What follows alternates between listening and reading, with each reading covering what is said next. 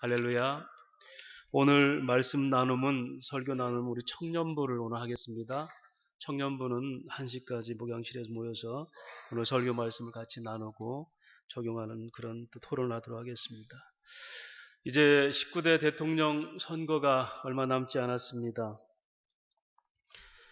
대통령 선거를 앞두고 많은 후보들이 나왔죠. 후보들이 각각 공약들을 말합니다. 그 공약 중에서 우리에게 가장 와닿고 필요한 게 어떤 공약입니까? 적폐청산도 필요하죠. 정치 개혁도 일어나야겠고 사회 부조리를 퇴치해야 됩니다. 감히 권력에 빌붙어서 비선 실세들이 있어서는 안 되겠습니다. 경제 발전도 역시 우리에게 좋은 공약이죠. 소득 균형의 분배, 그리고 일자리 창출, 실업률이 낮춰지고 청년 실업이 줄어드는 것 중요한 공약이죠. 인권과 복지 확대 맞습니다. 세상의 힘이 균형을 유지해야 됩니다. 강한 자만 살아남는 그런 사회가 돼서는 안 됩니다. 그래서 약자도 보호해야 되겠고 어느 약한 사람이라도 그 인권을 존중히 여기는 민주국가가 되어야 되죠. 국가 안보의 강화 중요하죠. 북한 핵 문제 우리에게는 현실적인 문제입니다. 세계 군사 강국 속에서 자국을 보호하고자 하는 힘의 논리가 팽배한 이 시대에 우리가 국가 안보는 참 중요합니다. 근데 저는 이런 모든 공약 중에서 가장 중요한 게 있다면 국가 안보가 우선이다 생각합니다. 여러분, 현재도 세계 각국에서 벌어지고 있는 그 현장들을 우리는 목격하고 있습니다. 평화가 없는 세상, 아수라장된 세상들을 똑똑히 보고 있습니다. 평화가 깨진 전쟁 속에서는 그 어떤 천진한 아이들의 미소도, 청소년들의 그 꿈같은 이상들도, 청년들을 품을 기생세대에 대한 설렘이나 중장년들이 세대를 책임지고자 하는 이 모든 책임의식도, 또 노년들이 황혼을 꿈꾸는 아름다운 황혼도 아무 의미가 없어진다는 사실입니다. 도리어 인간의 기본적인 인권, 존엄성마저 짓밟히는 처절한 일상이 평화가 깨진 전장에서 일어나는 현실들입니다. 저는 KBS 1TV의 주말 프로그램에 특파원 세계는 지금이라는 프로그램을 빠지지 않고 봅니다. 세계 정세가 어떤가를 꼭 보고 싶어서도 있겠지만 그 속에서 그 시각에 세계 한 뉴스가 뭔가 그걸 제가 참 즐겨 보고 있습니다. 그런데 이 시대 이 시각 세계 한 뉴스라는 코너에 그 스크린 자막에 이미지 자막에 가끔씩 아닙니다. 늘 난민 수용소에 시리아 난민 수용소에서 어린 두 남매 아이가 그 보호 철장을 붙들고 밖을 쳐다보는 초점 이런 눈빛을 저는 늘 보고 있습니다. 부모들은 다 죽었고 거기서 난민 수용소에 있으면서 소망 없이 세상을 바라보는 아이들의 눈빛을 보면서 저 아이들이 만약 내 아들과 딸이었다면 생각을 가끔씩 해봅니다. 지금은 우리가 평화시대가 되고 전쟁이 아직 일어나지 않아서 아이들과 딸들이 꿈을 꾸고 있지만 우리가 저 환경에 있을 수도 있다는 생각하면 마음이 아려옵니다. 세상에 아무리 아름다운 꿈 같은 소리들도 그것을 지탱해 줄 평화가 없다면 그것은 다 허사가 된다는 사실입니다. 트럼프 독트린이라고 하십니까? 힘으로 힘을 제압한다는 얘기입니다. 군사 안보주의입니다. 힘을 통해서 평화를 일으키겠고 긴장 완화를 통해서 긴장을 풀어주겠다는 겁니다. 핵은 핵으로 맞서겠고 힘은 힘으로 맞서서 평화를 이루겠다는 겁니다. 이것이 세상이 지켜가는 평화주의 방법이 하나입니다. 힘 있는 자를 더 눌러서 힘으로 과시해서 힘을 약화시키겠다는 겁니다. 성경은 이 인류 평화에 관한 하나님 그분의 이야기가 기록되어 있습니다. 평화를 위해서 창조 세계를 펼치셨고 그것을 평화를 유지하고 누리게 하시고 지켜주는 분이 바로 하나님이시다 이렇게 성경은 설명하고 있고 그 평화의 백성들을 선택해서 언약 백성이라 이렇게 일컬은 것이 하나님과 그 백성들의 관계라고 성경은 설명하고 있습니다. 그런데 하나님은 그들에게서 평화를 지키기 위해서 때로는 패배와 전쟁을 허락하신다는 사실을 성경을 통해서 우리는 또 역설적이게도 볼 수 있다는 사실입니다. 소위 이 역설적인 평화의 전개 방식, 결국은 죄로 무너져서 평화가 깨트린 인간에게는 죄를 통해서 얻어지는 그 씁쓸한 전쟁과 공포와 두려움을 통해서 하나님께로 돌아가게 하는 방법이 하나님 평화를 이루시는 역사입니다. 결론적으로 이걸 말하면 세상의 전쟁에 패배한 사람들에게 예수께서 이 땅에 죽음으로 전쟁의 패배자가 돼서 그 속에서 참 생명이 뭔지를 보이시는 부활의 능력, 이것이 십자가의 은혜고 부활의 소망입니다. 예수는 세상의 만왕의 왕으로 오셨습니다. 모든 전쟁의 주관자고 신중의 신입니다. 그분이 세상에 무릎 꿇고 사람들의 손에 짓밟혀서 죽게 되죠. 심의 능력이 가진 주님이 세상에 무릎 꿇어 그들을 살리는 방법이 십자가를 통한 평화의 방법입니다. 다시 말하면 오늘 저와 여러분은 세상의 힘의 논리에서 내가 왕이 되고 싶고 내가 드러나고 싶지만 이것이 바로 세상의 욕심입니다.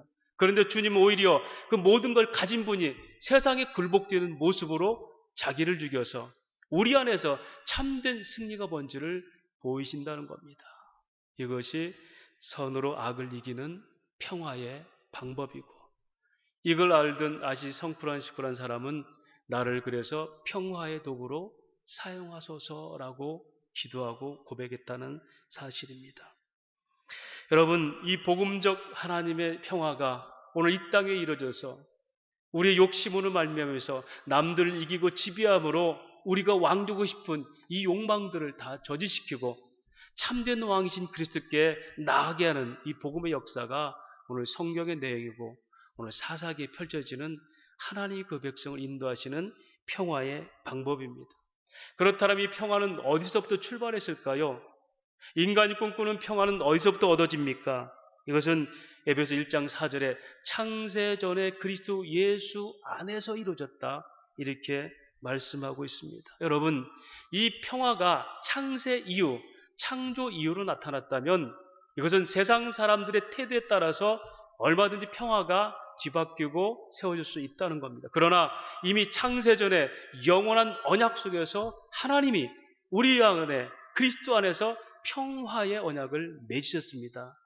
개혁주의는 이것을 평화 언약이라고, 언약사 신학에서는 이것을 창세전 언약이라 이렇게 얘기합니다. 세상 만들기 전에 하나님께서 이미 저와 여러분을 그리스도 예수 안에서 평화의 관계로 택하셨다는 것, 오늘 오후에 이 예정과 작정에 대해서 세세히 오후 예배 때 설명할 겁니다.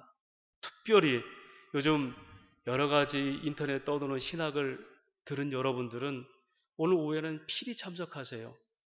그런 신학들이 어디 구조가 잘못됐는지를 오늘 분명히 말씀을 드리렵니다. 낱낱이. 예정과 작정이 잘못되면 성경 읽어가는 틀이 다 틀어져요. 그런 의미에서 하나님은 우리에게 이미 그 택한 백성을 통하여서 언약을 허락하셨고 그것으로 그리스도 예수 안에라는 우리 삶의 가치가 탄생이 된 겁니다. 그 예수가 이 땅에 오셔서 평화로 오신 것, 이것을 우리는 십자가의 은혜다 이렇게 설명합니다. 그렇다면 이 언약 백성, 처음부터 하나님 백성을 택함 받은 이 신자들은 세상 역사에서 어떻게 살아가야 되는가? 다시 말하면 우리가 이 평화를 누리고 지키고 평화를 전하기 위해서 어떻게 살아가야 되는가? 이것이 오늘 성도들의 삶의 목적이 됩니다. 여러분, 오늘 이 땅에 있는 이 성도들의 삶은요, 죽음의 과정을 지나서 새 생명의 삶까지의 여정입니다. 다시 말하면 애굽에 있던 이스라엘 백성들을 불러내서 죄로부터 벗어나게 하시고 광야 학교를 거쳐서 가나안 땅에 들어가는 이 여정이 바로 광야 학교, 여기가 이 땅의 성도들의 삶의 현 주소입니다. 여기는 뭘 배웁니까? 하나님이 어떤 분인지를 깨달아야 됩니다. 하나님이 어떤 분인지 그분을 체험하고 느끼고 고백하고 의지하고 그를 증거하는 것, 이것이 광야를 사는 저와 여러분의 삶이고 이것은 모름지기 나그네 삶이다, 이렇게 하게 되는 것입니다. 왜냐하면 이 땅은 완전한 땅이 아니기 때문입니다.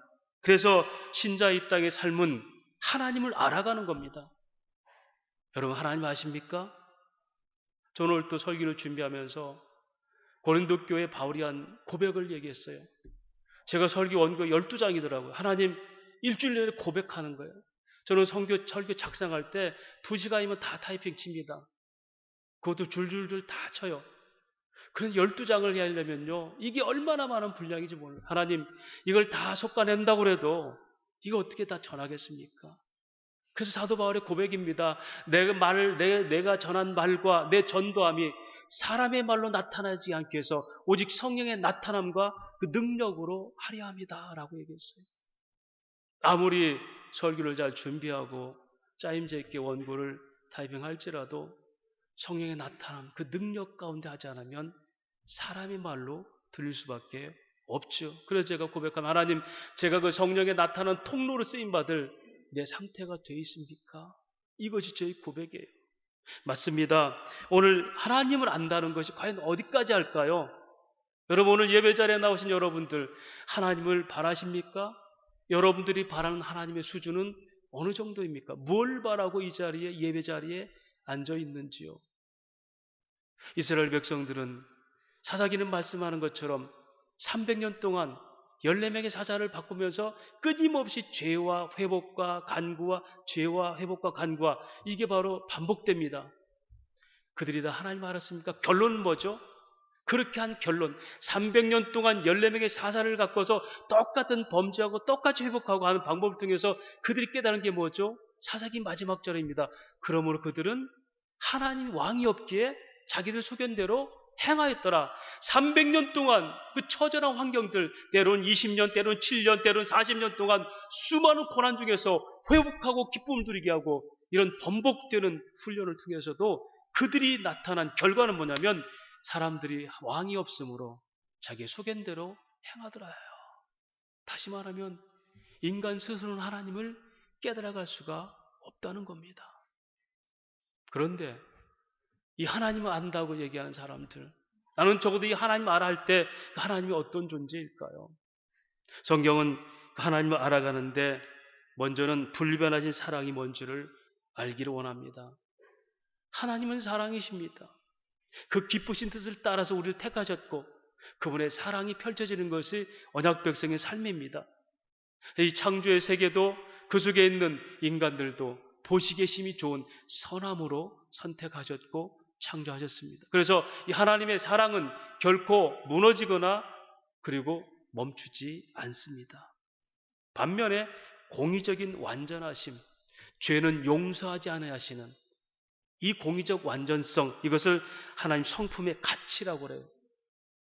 이것도 결코 변질되지 않습니다. 너는 내가 참아줄게. 네가 아무리 죄져 나는 너를 용서할 거야. 무조건적 용서가 아니라 죄에 대한 대가를 누구에게든 치르게 하신다는 겁니다. 그 다음에 언약과 성취입니다.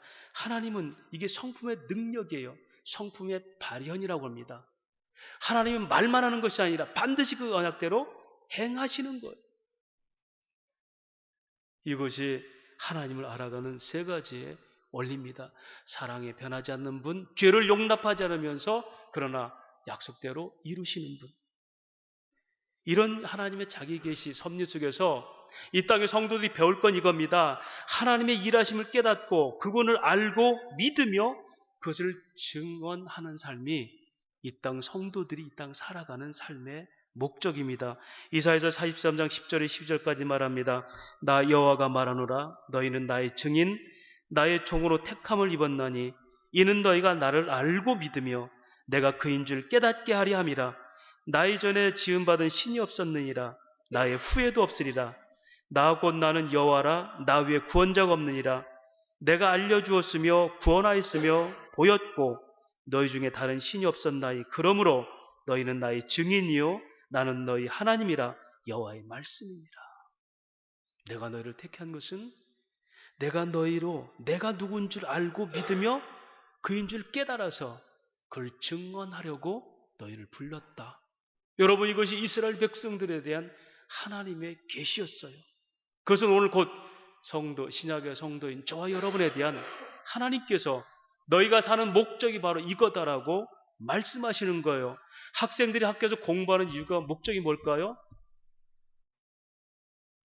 하나님 백성들의 목적은 지식을 축적하든 돈을 더 취하든 건강을 획득하든 하나님 주신 이 사명들, 그 속에서 하나님을 알고 깨닫고 믿으며 그 하나님을 증거하려고. 여러분, 이것이 우리의 삶의 현장으로 가는 목적들이에요. 이걸 받고서 이스라엘 백성들은 그렇게 하나님의 언약 가운데 약속의 땅에 들어가서 그들을 제비 뽑아 땅을 나눠줬다는 것은 그들이 전쟁으로 빼앗은 게 아니라는 겁니다. 하나님이 이기게 하신 거예요. 그럼에도 그 속에서 하나님을 알고 믿으며 깨닫고 증언한 삶이 아니라 이제는 우리가 이만큼 됐으니 우리도 마음대로 살아보자 해서 오히려 가나안 땅의 신들을 섬겼던 그들이에요. 저와 여러분은 때론 그런 생각합니다. 하나님께서 저에게 좀 형편만 좋아지게 하신다면 더 예수를 잘 믿을 수 있습니다라고 얘기할 때 있어요. 저도 하나님께 이 공간을 참 많이 쳤습니다. 이 건강만 회복하시면, 이 상황만 하나님 해결하시면 얼마나 제가 하나님께 공간 협박한지 몰라요. 그러나 그랬을 때에 잠시 잠깐은 헌신자가 되지만 어느샌가 또다시 그 죄, 그 실수를 다시 범하게 되는 저를 봅니다. 그러나 하나님은 그럼에도 사랑은 끝이 없어서 죄는 용납하지 않으셔서 반드시 어떤 대가를 치르서라도 회복하시죠. 그런 경험들, 번복되는 상황을 통해서 하나님의 사랑은 끝이 없구나. 이것을 깨닫는 것이 하나님의 자기 계시 방식이에요.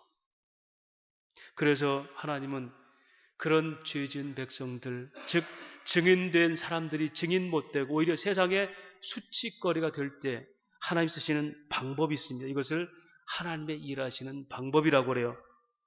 톨스토이가 쓴 살아갈 날들을 위한 공부라는 그런 글 중에 이런 말이 있습니다. 아이를 벌줄 때 인간이 아무리 모양을 잡아준다 해도 결국 나무는 타고난 방식으로 자란다. 어린아이를 벌줄 때에도 이것을 기억하라. 천성이 더 강하기 때문에 아이는 결국 그 잠재력대로 자란다. 여러분, 저와 여러분은 타락한 아담 이후로 출생된 사람들입니다. 우리의 본래적 천성은 하나님의 아름다운 신을 닮았지만 아담의 범죄로 인해서 우리가 그 아름다움이 왜곡돼서 천성이 뭐죠? 죄와 함께하는 거예요. 예수를 믿고 구원받았지만 여전히 우리 안에는 천성적으로, 죄의 속성적으로, 경향성으로, 영향력으로, 번복성으로 끊임없이 죄의 미혹에 빠지는 게 우리의 천성입니다.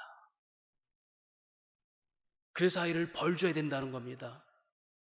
그래야 그 때를 놓치지 않아야지 그가 그 잠재력으로도 살아갈 수 있다. 이게 톨스토이의 가르침이라면 하나님은 그 백성들에게 하나님께 주신 그 원 본성이 아니라 타락한 천성을 갖고 있는 그들에게 변화시키는 방법이 아이를 매주는 것처럼 이스라엘 백성들에게, 신약의 저와 여러분에게 환경적 고난을 통해서 훈련하시는 이것이 바로 하나님의 일하심이요, 이것이 간섭하시는 은혜요, 하나님 또 다른 사랑의 방식입니다. 사사기는, 본문은 오늘 그 얘기를 그대로 하고 있죠. 이스라엘 백성들은 그렇게 스스로가 고난을 자처했죠. 매를 맞을 짓을 했다는 겁니다. 11절 12절 보니까 이스라엘 자손이 여호와의 목전에 악을 행하여 바알들을 섬기며 애굽 땅에서 그들을 인도해 내신 그들의 조상들의 하나님 여호와를 버리고 다른 신들 곧 그들 주위에 있는 백성들의 신을 따라 그들에게 절하며 여호와를 진노하게 하였으되. 어디서 범죄했죠? 어디서? 숨어서 여호와의 눈앞에서. 여러분, 아이가 부모가 가장 싫어하는 일을 지금 누구? 부모 눈앞에서 하는 거예요. 세상 사람들은 눈을 가리고 담이 막히고 공간이 확보가 안 되면 그 아이의 짓을 모르잖아요. 하나님은 다 아십니다. 여호와의 목전에서 어떻게 해요? 그 열주 하나님 버려버리고 사방에 있는 신들을 섬기고, 그것도 2장 17절에 음란하듯 행하더라. 진우 아레이 엘로임 아레임. 이 말은 뭐냐면 다른 신을 쫓아 음란을 하게 되며 이 말은 뭐냐면 처음엔 하나님 백성들은 결코 음란한 백성으로 택함받지 않았어요. 그런데 다른 신을 쫓아가서 음란한 짓을 해버리는 거예요. 이건 이스라엘 역사 가운데서 애굽 종살이에서 노예에서 건져서 죄에서 불러냈더니 이제는 가나안 땅의 풍성함 속에 들어가서 세속화가 돼버린 거예요. 다시 말하면 예수 믿는 우리가 죄에서 구원받은 은혜를 줬더니 오히려 세상에 그걸 가지고 들어가서 예수 이름을 사용해서 그걸 즐기고자 오히려 세상을 예수로 부르는 거예요. 권력과 힘과 능력들을, 세상이 추구하는 자랑들을 우리의 신처럼 섬기고자. 이것이 바로 교회 세속화의 모습이고, 이것이 이스라엘 백성들의 벌을 자초한 그들의 실상이었습니다. 여러분, 그런 그들을 통해서 하나님은 남겨두신 히든 카드를 사용하죠. 20절부터 23절까지 말씀입니다. 여호와께서 이스라엘 백성에게 진노하여 이르시되 이 백성이 내가 그들의 조상들에게 명령한 언약을 어기고 나의 목소리를 순종하지 아니하였은즉 나도 여호수아가 죽을 때 남겨둔 이방 민족들을 다시는 그들 앞에서 하나도 쫓아내지 아니하리니 이는 이스라엘 그들의 조상들이 지킨 것 같이 나 여호와의 도를 지켜 행하지 아니하나 그들을 시험하려 하시니라.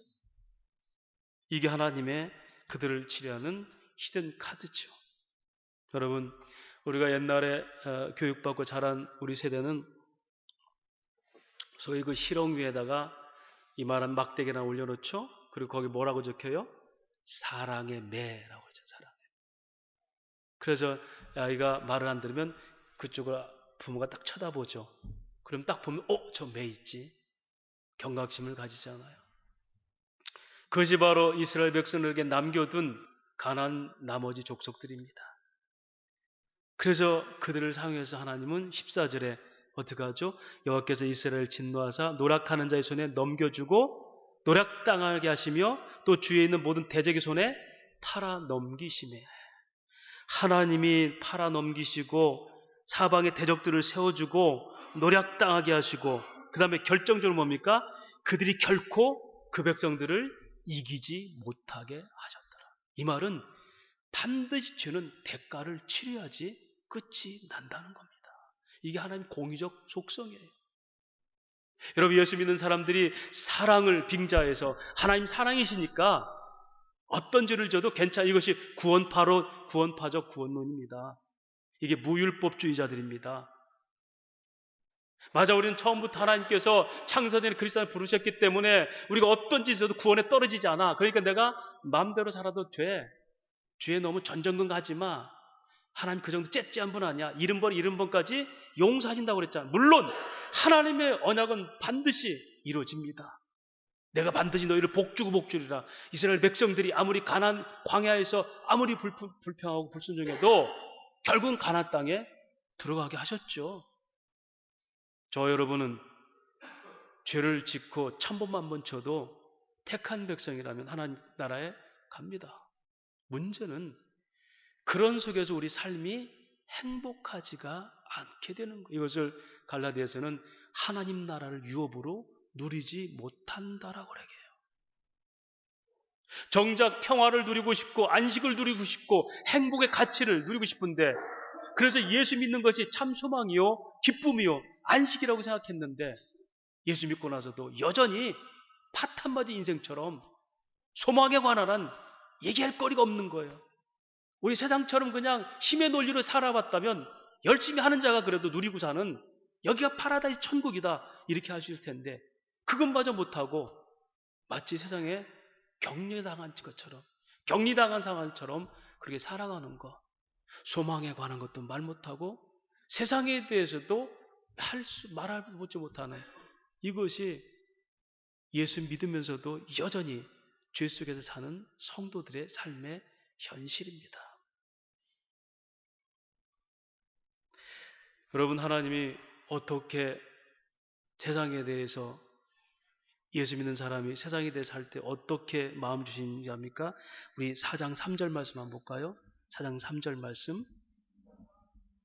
어떤 마음으로 막다른 구분을 몰아가시는지 4장 3절 말씀.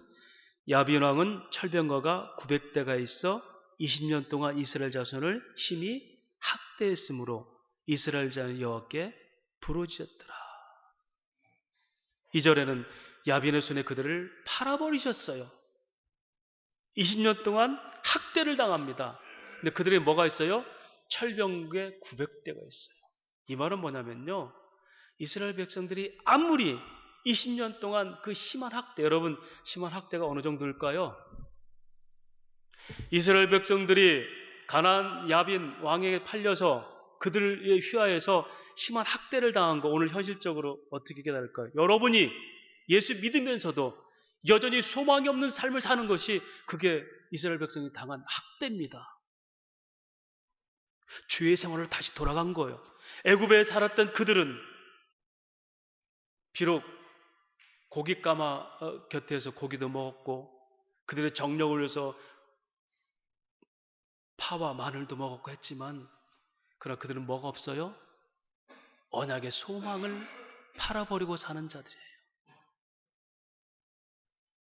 아버지도 노예, 할아버지도 노예, 나도 노예, 내 자식도 노예. 그러나 그들은 누구죠?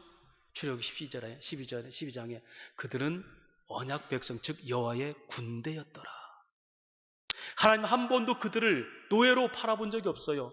여전히 너는 나의 군사야, 여전히 너는 나의 용사야, 네가 여전히 나의 언약 백성이야. 그런데 그들은 노예로 그렇게 살아버리는 거예요. 이것이 오늘 여러분 예수 믿으면서도 여전히 내 속에 있는 소망 없는 삶을 사는 것이 가나안 땅에 사로잡혀서 20년 동안 학대를 받는 학대 증거입니다. 그래서 하나님은 어떻게 하죠? 부르짖게 하시죠. 부르짖게. 이것이 우리에게 또 하나의 은혜입니다. 부르짖더라. 여러분, 그래서 제가 누누이 사사기를 설명하면서 우리의 죄업 앞에서 우리가 할 일은 뭐다? 그건 내 전생의 죄야, 내 죄업이야, 이렇게 죄를 떠안고 사는 것이 아니라 이거 운명론이죠. 하나님, 내가 이렇게 범죄했는데 하나님, 나는 이것밖에 안 됩니다. 그마저 나는 해결할 방법이 없습니다. 하나님, 이게 뭐죠? 우리의 실수와 죄 앞에서 정직하게 반응하고 열심히 부르짖어야 돼요. 어떤 사람은 기도 필요 없다는, 아닙니다. 여러분, 내가 지금 몸이 아픈데 내 형편이 지금 앞이 깜깜막혔는데 사방에 대적들이 둘러오고 있는데 솟아날 구멍이 없는데 어떻게 가만히 있겠습니까? 하나님 도와주십니까? 하나님 잘 안 보이잖아. 왜? 이미 영적 관계가 끊어져 있는 상태인데, 느낌이 다, 관계가 다 멀어진 것 같은데 어떻게 하나님 느껴져요? 하나님 느껴진다면 그런 범죄 현장이 있지 않죠. 그럴 때 할 수 있는 게 뭐죠? 우는 거예요. 부르짖는 거예요. 하나님 그걸 원하시는 겁니다. 부르짖었더라. 그런데 이 시대 사람들은 부르짖음이 많이 사라졌습니다. 저부터도. 제가 오늘 설교 오기 전에 페이스북에 올려놨어요. 성령의 나타남과 능력으로 설교하는데 설교자인 나는 그 통로를 사용할 수 있는 상태가 되어 있는지. 제가 우리 사랑목장 찬양 준비할 때 제가 어찌할 바를 모르겠어요. 하나님, 성도들은 저렇게 준비가 되고 특성을 준비하는데 나는 하나님의 순결한 성령의 통로로 쓰일 만한 준비가 되어 있는지요. 전전근간에 화장실을 갔다 오도 안 되고 서성이도 안 되고. 이사야가 성전에 들어갔을 때 성전 가득한 여호와 영광을 보고 하나님, 나는 입술이 둔한 자입니다. 화로다 나여. 내가 지금까지 선지자로 살았지만 내가 전한 말씀이 이게 뭐였던가. 그때 숯불을 입술에 대서 네가 이제 정결이 됐으니 내 말을 전하라. 하나님, 바로 그 시간이 필요합니다. 나에게. 여러분, 하나님이 우리를 바라보실 때 그런 상태에 있으면서 부르짖지 않는다는 것은 이미 징계를 받아도 그것이 뭔지를 몰라요. 그래서 애들이 매를 맞으면서 계속 그것이 반복되면 난 잘못하면 맞아. 한번 맞고 끝나지. 빨리 때리세요. 죄가 오히려 숙명론이 되어버려요. 예수 믿으면 다 고난받는 거야. 죄 때문에 받는 고난은 절대 예수 믿음으로 받는 고난이 아니에요. 베드로서는 말하잖아요. 너희가 죄를 짓고 스스로 죄를 짓고 당하는 고난은 그건 형편없는 세상의 고난이지만 그리스도를 위해서 받는 고난이 진짜 복음의 고난이다 얘기잖아요. 예수 믿으면 고난당합니까? 그분은 고난이란 말 아닙니다. 고난 중에서도 소망을 얘기해요.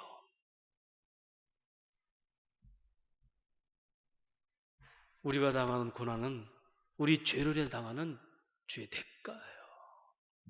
이게 없으면 우리는 함부로 다 살거든요. 하나님은 그렇게 우리를 팽개치지 않습니다. 그래서 하나님은 해결하시는데 그 해결 방법이 뭐죠? 그마저도 우리 힘으로 감당할 수 없어서 누구?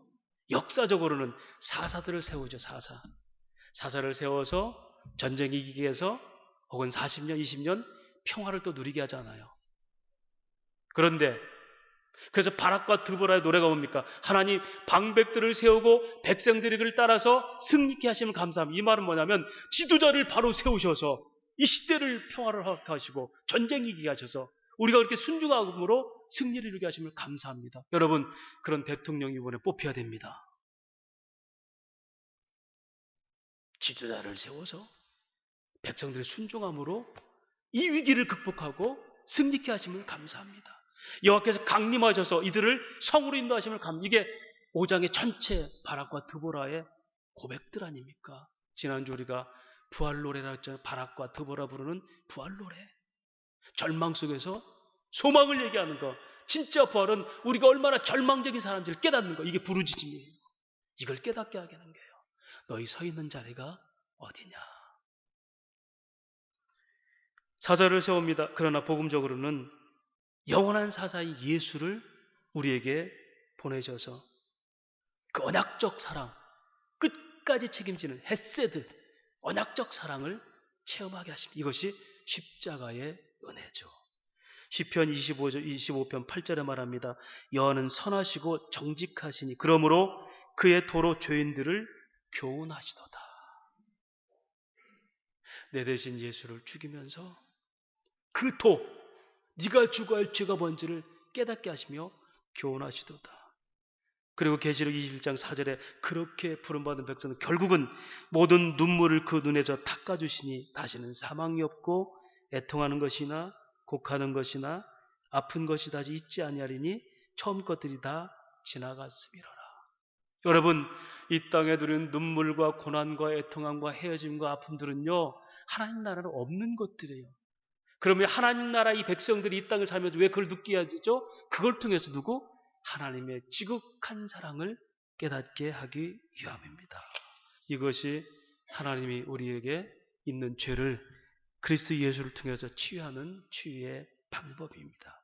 그렇기 때문에 죄인인 우리들이 여전히 전 신자가 되고 여전히 구원받았지만 여전히 죄 속에 사는 우리들이 새롭고 산 길이 매일마다 열리는 거예요. 이것을 히브리서 4장에는 은혜의 보좌 앞으로 때를 따라 돕는 은혜를 얻기 위해서 날마다 나아가라.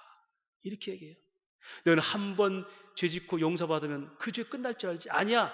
매일매일 반복할 수 있어. 그래서 너는 은혜의 보좌 앞으로 항상 나아가라. 그 전에 뭐라고 합니까?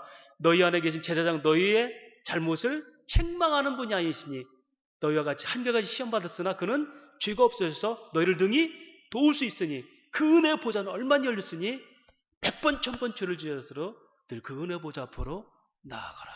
이렇게 말씀하시는 겁니다. 그런데 약속이 없는 백성들의 최후가 뭡니까? 하나님 백성이 아닌 사람들은 로마서 1장 28절 또한 그들의 마음에 하나님 두기를 싫어하며 하나님께서 그들을 상실한 마음대로 내버려 두사 합당하지 못한 일을 하게 하셨으니 이 상실한 마음이라는 헬라 원어는요 자격 없는 존재로 행하게 하시다. 즉 부르짖을 기회도 주지 않는다. 오늘 저 여러분이 양심의 가책을 느끼고 내가 고난 앞에서 하나님 내가 어떤 죄를 져서 이랬습니까? 라고 묻는 정도만 돼도 이건 택한 백성의 행운이에요. 더군다나 내가 그 앞에 무릎 꿇을 때 하나님께서 해결하시는 그 능력을 체험하면 그러므로 우리에게는 더더욱 하나님 안에 있는 소망 있는 사람들이라는 겁니다. 그렇게 일하시는 목적이 뭘까요? 그 당시 이스라엘 백성들에게 너희가 지금 어떤 상태인지를 알아라 얘기해요. 그래서 오늘 우리가 23절 본 것처럼 그들을 시험하려. 어떻게? 하나님을 따르는지 안 따르는지, 그 언약의 사랑을 믿는지 못 믿는지. 여러분, 하나님은 아신다 하지만 여러분이 그러는 하나님이 아니에요. 진짜 하나님은 어떤 분인지를 여러분에게 가르치기 위해서 우리에게 고난의 속으로 인도한다는 거예요. 참 하나님을 깨닫게 하기 합니다.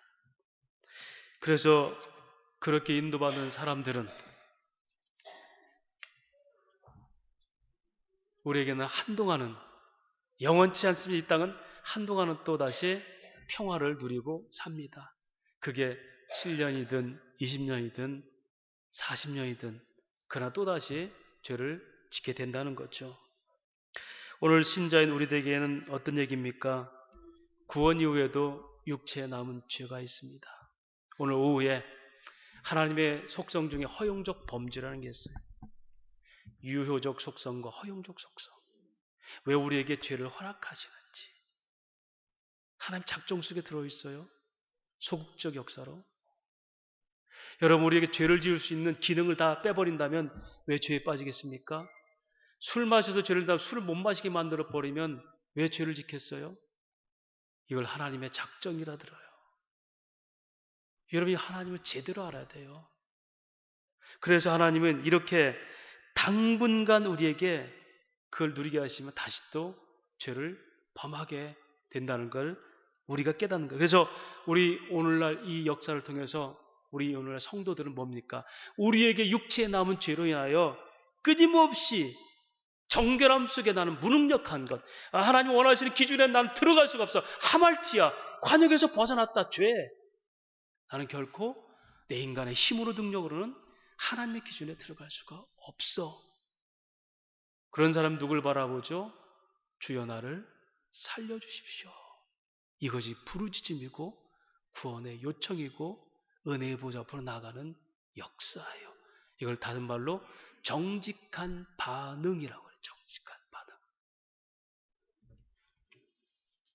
로마서 11장 32절 33절이 그런 말합니다.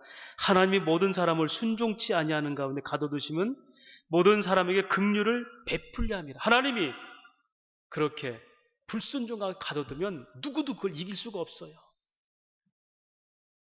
그 이유는 뭐다? 하나님의 긍휼의 본질을 깨닫게 함이라. 33절 그래서 말합니다. 깊도다 하나님의 지혜와 지식의 풍요하며 그의 판단은 헤아리지 못하며 그의 길은 찾지 못하고. 인간으로는 도저히 안 되죠. 어떻게 그렇게 고난 주고 그걸 가지고 또 해결하려고 그럴까? 나 같으면 사랑으로 쭉 베풀 텐데.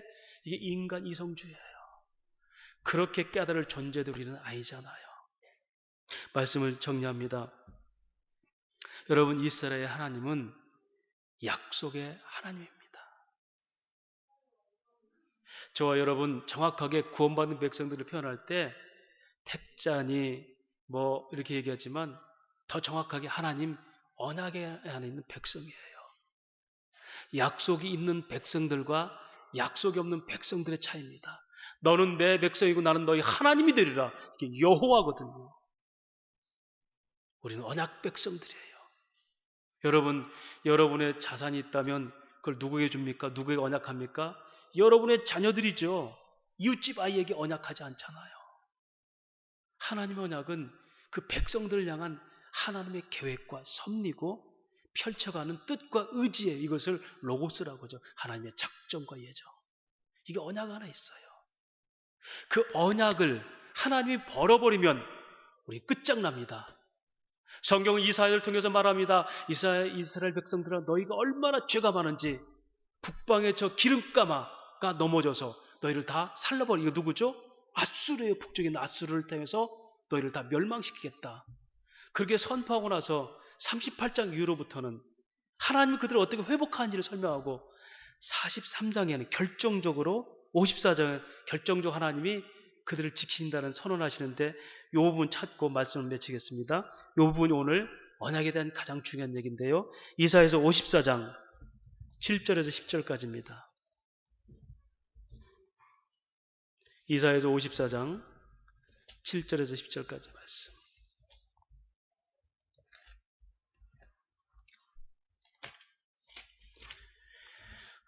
구약성경 1035면입니다.